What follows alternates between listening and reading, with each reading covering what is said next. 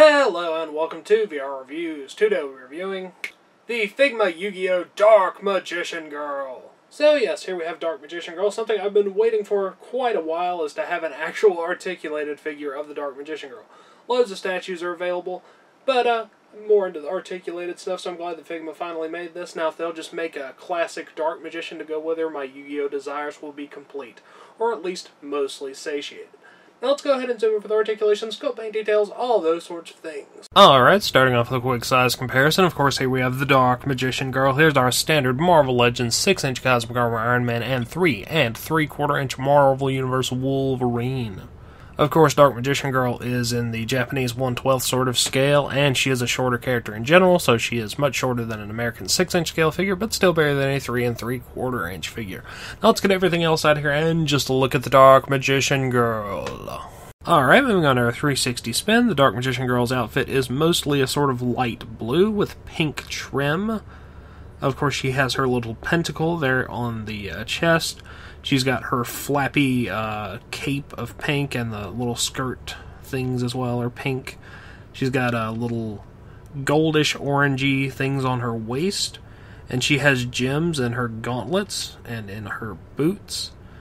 And other than that, it's pretty standard body sculpt. Certainly looks like the Dark Magician Girl, and I'm not really seeing anything to complain about. She looks really good. Now let's go ahead and zoom in on her head sculpts. Head sculpt-wise, of course, the Dark Magician Girl has her hat, which matches the rest of her outfit. It is removable, but it will leave a big peg hole in the back of her head, so take that into consideration. Then her hair is blonde and sculpted really nicely with all the little indentions in it, and it's all poking out in the right directions and everything, so that's cool.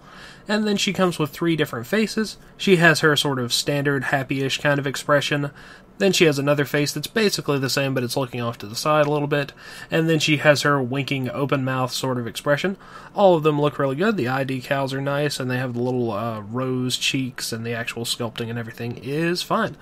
So there's nothing to really complain about there either. Now let's go ahead and zoom out and look at some articulation. Dark Magician Girl has pretty standard Figma articulation, but there are some inhibiting factors due to her design.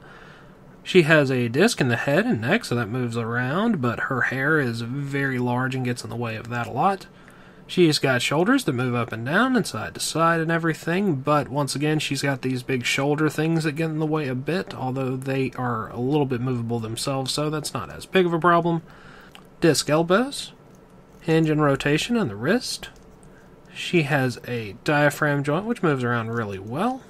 Hips go in and out, forward and back, rotate around on the joint a little bit. Discs in the knees, rotation in the boot, and then hinge, and a little bit of pivoting in the ankles. She does not have a toe joint like most Figmas do. So all in all, you should be able to pose her for the most part, but some of those big, bulkier parts do get in the way, unfortunately. But that's kind of hard to avoid with her design. Now let's go ahead and move on to some accessories.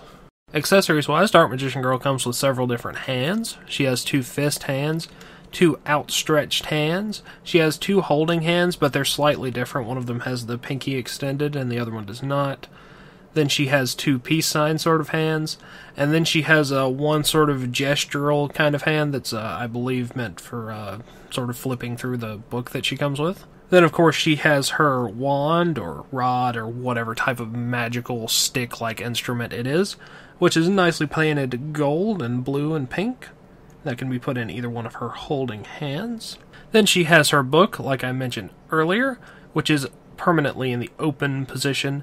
All the sculpting and paintwork on it is really nice. It has a peg hole in the bottom and comes with its own little stand. So that is cool. You can have that positioned in front of her like she's reading it or what have you. And then, unusually, I think she has extra legs. I think this is completely unnecessary, but they're basically so you can have her kneeling or floating or whatever without having the seam from the joint. It seems completely unnecessary, but you can use those if you want her in that pose and don't want to see the joint. I guess it's vaguely useful, but I just don't see the point in it, really. And then, of course, she comes with her standard 3-jointed Figma arm stand to allow her to float or stand up or other things of that nature. Now that wraps it up for Dark Magician Girl and all of her accessories, so let's move on to the packaging. Packaging-wise, Dark Magician Girl comes in a pretty standard Figma packaging. It's blue. It's got a big window there in the front. Figma 313, a Black Magician Girl, Yu-Gi-Oh, and all your little logos and stuff. And on the back you get some poses and pictures of the figure, as well as some Japanese stuff that I can't read. As always, these are good for in or out of package display, so yeah, Dark Magician Girl. Alright, that wraps it up for the Dark Magician Girl, so until next time, goodbye! Thanks for watching one of my videos. If you enjoyed it, feel free to like the video or subscribe if you would like to see my future content. If not, run away. Run away and never return. Also, feel free to support me on Patreon at patreon.com/vrreviews, follow me on Twitter at venomraptor09, or follow me on Instagram at instagram.com/vrreviews. Thank you, and goodbye.